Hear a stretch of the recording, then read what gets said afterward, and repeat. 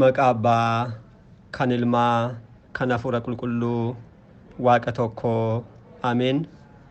Dhiifamaa fi tolummaa isaanuuf baay'isee waaqayyo abbaan keenya akka baay'ina cubbuu keenyaa osoo hin taane akka tolummaaf dhiifama isaatti eegee tiksee hanga isaatti kanatti kan nu ga'e maqaan isaa qulqulluun guddaa kan galatoomee fi kan ulfaate nuuf haa ta'u. Maatiiwwan waaqayyoo ijoolleen haadha keenya qulqulleettii dubroo Maariyaam bakka adda addaa taa'uudhaan sagalee kana kan dhaggeeffattan hundumti keessan maqaa gooftaa keenyaa fayyisaa keenyaa Iyyasuus Kiristoosiin nagaan isin gaafadhaa. Akka isaatti bakka jirtanitti akkam bultanii akkam ooltanii akkam galgaleessanii ameen galateeffamuun amala uumaa keenyaa fayyisaa keenyaa Iyyasuus Kiristoos kan ta'e maqaan isaa baddaa samii irratti afaan qulqulloota argamoota isaatiin afaan qulqulloota abbootii keenyaa farmoolii keenyaadhaan kan galateeffamu nu birattis guddaa kan galatoomee fi kan ulfaate nuuf haa ta'u. Deessuu gooftaa keenyaa haadha adduma keenyaa qulqulleettii dubroo Maariyaam akkasumas qulqulloota ergamoota waaqayyoo qulqulloota abbootii keenyaa farmoolii keenya hunduma isaaniidhaaf akka kennaa isaaniitti galannii fi ulfinni guddaan isaaniif haa ta'u. Egaan maatiiwwan waaqayyoo koorsii dubbii haadha keenyaa dubroo Maariyaam waliin barachaa akka jirru ni beekama. Barumsa kanaan boqonnaa sadeffaadhaa barachaa kan jirru dubbii dubroo gooftaa da'uu isheerraa kaasee hanga ol ba'umsa isheetti kan jedhu jechuudha. Boqonnaa kanaan guyyaa darbee kutaa jahaffaa ture kan baranne.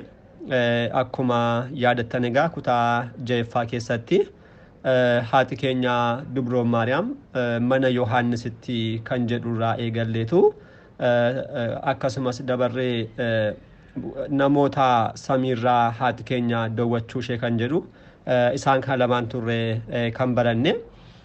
Ittaansinees immoo umurii jireenya ishee kan jedhu tuttuqneetu achirratti ture kan dhaabbachiisne. Har'agaa kutaa torbaffaa barumsa kanaatiin umurii jireenyaa fi boqonnaa haadha keenya dubroo Maariyaam kan jedhuun barumsa keenya kan itti fufnudha kan ta'u. Waaqayyo abbaan keenya akkuma yeroowwan darbanii ammas nu barsiisuun fedhaa fi eeyyama isaa nuuf haa ta'u. Egaan haati keenya dubroo Maariyaam umurii ishee yeroo darbe ilaaluudhaaf akkuma yaalle biyya lafaatti kan isheen dabarsite akka tokkotti yeroo lakkoofnu waggoota 64 akka isaan ta'an dubbanneerra. Waggaawwan 64 kun yeroo qoqqoodaman kan jalqabaa mana abbaa isheef mana harmee ishee waggaa 3 ittaansitee mana qulqullummaa waggaa 12 mana Yoseef immoo gooftaa ulfooftee ji'oota 9 guyyaa 5 mana Yoseef erga gooftaa deessee boodas immoo waggaa 33 ji'a 3 kanaaf immoo mana Yohaannisidha waggoota 15 jiraatteetti jechuudha. Walumaa galatti isaan kun bakka tokkotti yeroo lakkoofnu umuriin ishee waggaa 64 ta'uu jechuudha. Dubroon haati keenya gooftaa keenya kan deesse umurii ishee waggaa 15ffattidha yeroo akkuma baranne jechuudha. Umurii kanatti haadha waaqummaadhaaf kan filatamte. Kana booda waggoota fan waggoota 49 guutuu haadha waaqaa deessuu waaqaa jedhama kan jiraatte. Waggaa walitti gaafa lakkoon isaan kun waggoota 64 ta'anii argannaa jechuudha. Umurii waggaa 15tti haadha waaqummaadhaaf filamuun ishee dubroo Maariyaam fayyina hewaan ta'uu ishee kan agarsiisudha. Hewaan umurii kan turte Addaamii fi akka kaadhimummaatti kan kennamte waan ta'eef dubroo Maariyaamis umurii kanattidha kan isheen Addaam lammaffaa kan ta'e gooftaa keenyaan argamsiiste fayyina hewaan ta'uu kan dandeesse jechuudha. Hewaan isheen jalqabaa jecha ergamicha hamaa sodaachuu dhaga'uudhaan maal taate addunyaa hundumaatti badinsa fidde. Hewaan isheen lammaffaan dubroo Maariyaam immoo jecha qulqullicha ergamaa waaqayyoo fudhachuudhaan dhaga'uudhaan maal fidde addunyaa hundumaadhaaf fayyina argamsiiste jechuudha.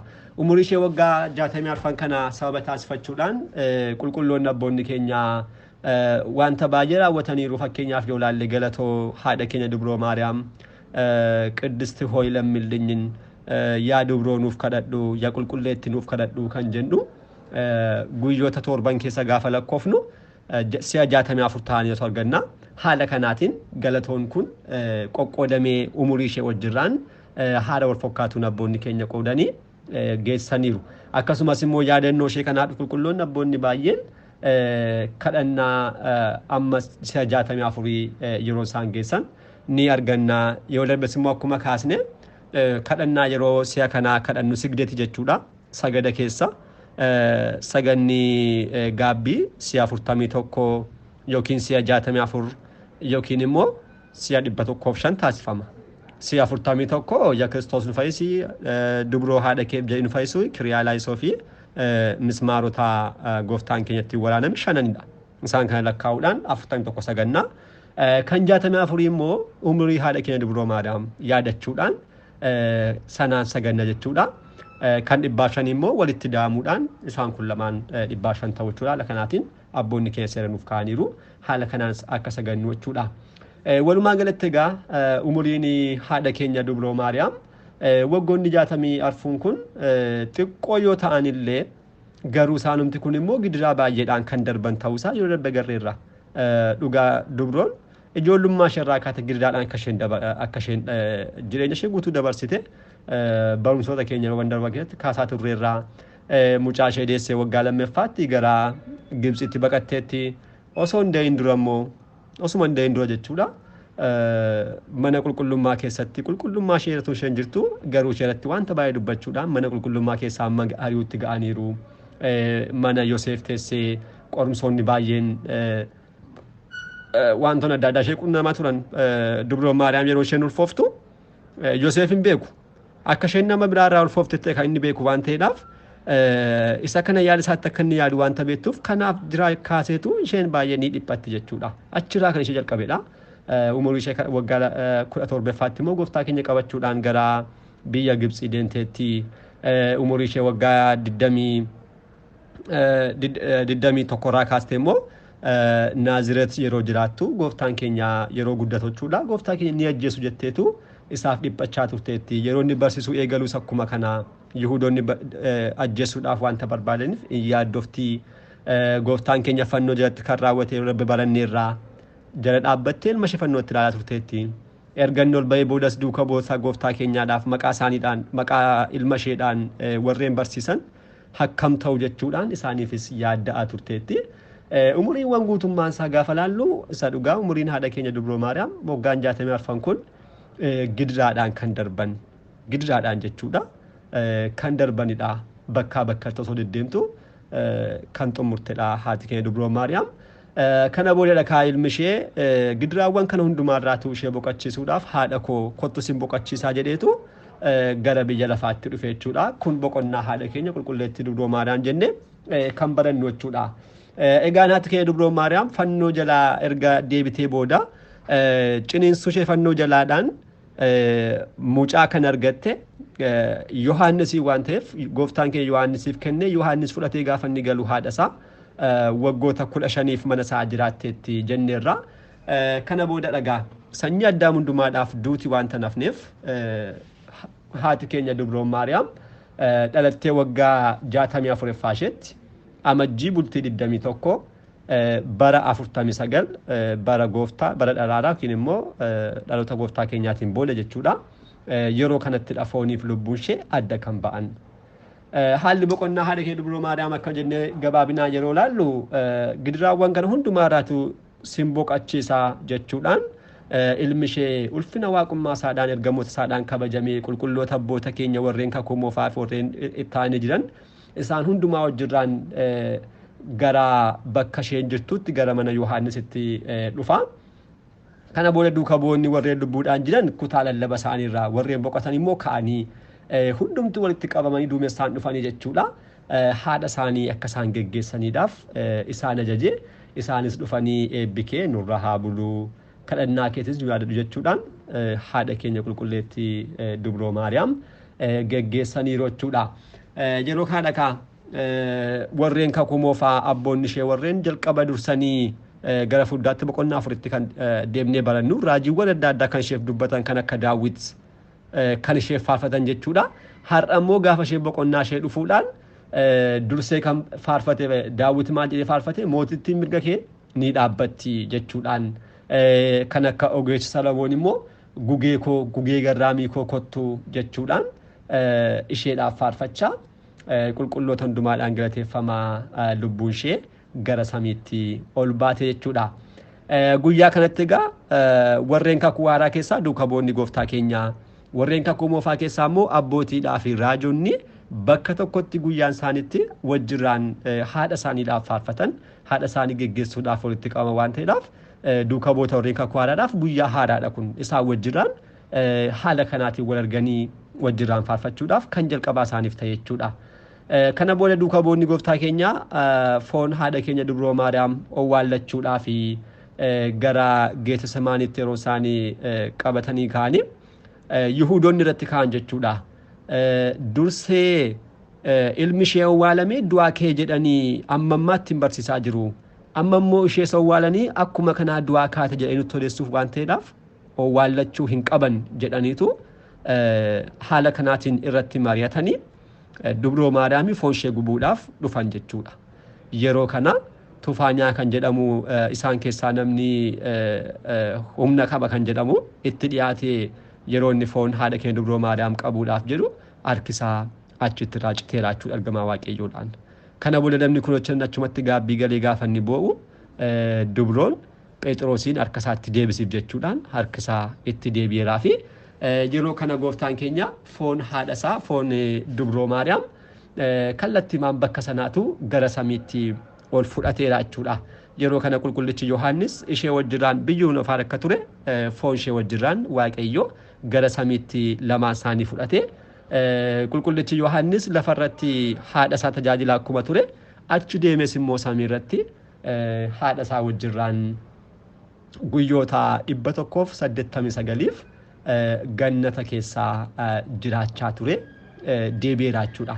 Inni qulqullichi amma kanaa jiraachuudhaan gaafa hagayya bultii tokko gara biyya lafaatti deebi'ee dhufee jechuudha. Egaan haadha kanaan haadha keenya Dubroo Maariyaam qulqulloonni duukaa bu'oonni gooftaa keenya awwaallachuudhaaf yeroo isaan jedhan diddaa namootaadhaan garuu hin owwaallatin hafaniitu Dubroo Maariyaam hin owwaalamin haftee foon ishee gara samiitti ol fudhatameera jechuudha. Kan itti aanu egaa awwaalamuu isheeti hin owwaalamin hafteetti jenneerra amma garuu awwaallachuudhaaf duukaa bu'oonni gooftaa keenya callisaniitu hin dhiisne gaafataniiru. Isni kun immoo mata duree awwaalamuudhaaf du'aa ka'uu haadha keenya Dubroo Maariyaam kan jedhu ilaalla. Duukaa bu'oonni gooftaa keenyaa egaa foon haadha isaanii hin owwaallatin hafan malee yeroo sanaadhaaf irra deebanii garuu hin owwaalatin hin hafnu jechuudhaan waggaa tokko eeganiitu hagaya guyyoota ji'oota ja'a booda gaafa hagaya bultii tokko subaayee qabatu. Kana booda subaayee kana tokkummaadhaan ta'anii yeroo isaan subaayee lama guyyoota 14 yeroo isaan tsoomanii kadhatan waaqayyoo foon haadha isaanii ho'aa taasisetu gara biyya lafaatti isaaniif ergee isaanis immoo fudhatanii owwaallatanii jechuudha. Akkuma kanaan owwaalantes immoo nafne akkuma ilma ishee akka gooftaa keenyaaf fayyisaa keenya Iyyasuus Kiristoos du'aa kaateetu gara samiitti ol baateetti jechuudha. Qulqullichi Daawit durseetu waa'ee du'aa ka'uu haadha keenyaadhaaf barreesseera. Isa kana gara fuulduraatti boqonnaa afuraffaadhaan raajonni waa'ee haadha keenyaa maal dubbatan kan jedhu deebinu kan itti deebinu yoo ta'u du'aa ka'uu isheedhaaf garuu akkas jechuudhaan faarfataniiru. Maaloo gara boqonnaa keetti ka'i atiif qulqulleettiin bultoo kee jechuudhaan kan faarfate maaloo gara boqonnaa keetti ka'i kan jedhu du'aa ka'uu gooftaa keenyaadhaaf kan barreeffamedha. Ati kan jedhame immoo Kiristoosidha. Ati du'aa ka'i akkasumas eenyu qulqulloottiin bultoo kees du'aa haa kaatu kan jedhudha. Qulqulleettiin bultoo isaa kan taateedha haadha keenya Dubroo Maariyaam jechuudha. Faarsaa 131 lakkoofsa 8 yoo ilaalle kan arganne. Raajiin kun dursee kan dubbatame du'aa ka'uu gooftaa keenyaadhaan jechi jalqabaa kan xumura argate yommuu ta'u kan itti aanee barreeffame immoo qulqulloottiin bultoo kee kan jedhu immoo du'aa ka'uu haadha keenya Dubroo Maariyaamiin raawwatame jechuudha. Du'aa ka'uun haadha keenya Dubroo Maariyaam egaa akkasumatti osoo duukaa bu'oonni arganii osoo hin taane osoo isaan argin du'aa kaate Dubroo Maariyaam yeroo isheen du'aa kaatee gara samiitti ol baatu duumessarraa gara bakka Yerusaalemitti deebi'aa kan ture duukaa buutota gooftaa keenyaa keessaa qulqullicha Toomaas ture. Qulqulluun Toomaas yeroo isaan haadha keenya awwaalatan isaan wajjin turre bakka kutaa lallabasaa gara warra bahaa jechuudha. Barsiisee yeroo inni deebi'aa jiru dubroo Maariyaam du'aa kaatee yeroo isheen gara samiitti ol baatu qilleensa irratti duumessa keessatti ishee argaa jechuudha. Kana booda dubroo Maariyaam duumessaan achitti wal arganii sabbata ishee kennitee fi du'aa ka'uu koo kan arge eenyuyyuu hin jiru.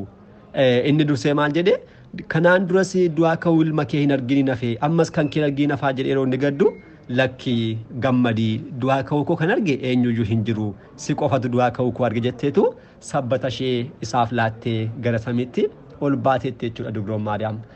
Kana booda qulqullichi Toomaas gara duukaa buutota gooftaa keenyaa deemuudhaan du'aa ka'uu haadha keenya dubroo Maariyaam isaanitti himee jechuudha. Isaanis haati keenya dubroo Maariyaam dhuguma akka isheen du'aa kaate bakka awwaalcha ishee Geetsemaanii deemuudhaan mirkaneessanii achi keessa akka isheen hin jirre beekaniiru jechuudha. Duukaa bu'oonni gooftaa keenyaa haaluma kanaan osoo du'aa ka'uu isheen argiin kan hafan miti.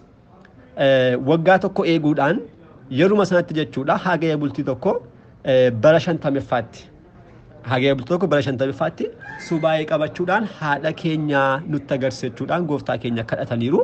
Kana booda gooftaan keenyas kadhannaa isaaniif dhuga'ee hagaya gaafa bultii 16 ilmi ishee wajjirraanii argamuudhaan sirna qulqulleessaa kan jalqabaa gooftaan keenya ofiisaa luba jalqabaa ta'uudhaan qulqullicha Phexros luba lammaffaa taasisuudhaan haadha keenya dubroo Maariyaam immoo teessookiin membarii taasisuudhaan qulqullicha hangafa diyaaqonootaa Isxifaanosiidhaan immoo diyaaqonii jalqabaa taasisuudhaan sirna qulqulleessaa taasiseetu isaan qorrobsiiseera jechuudha.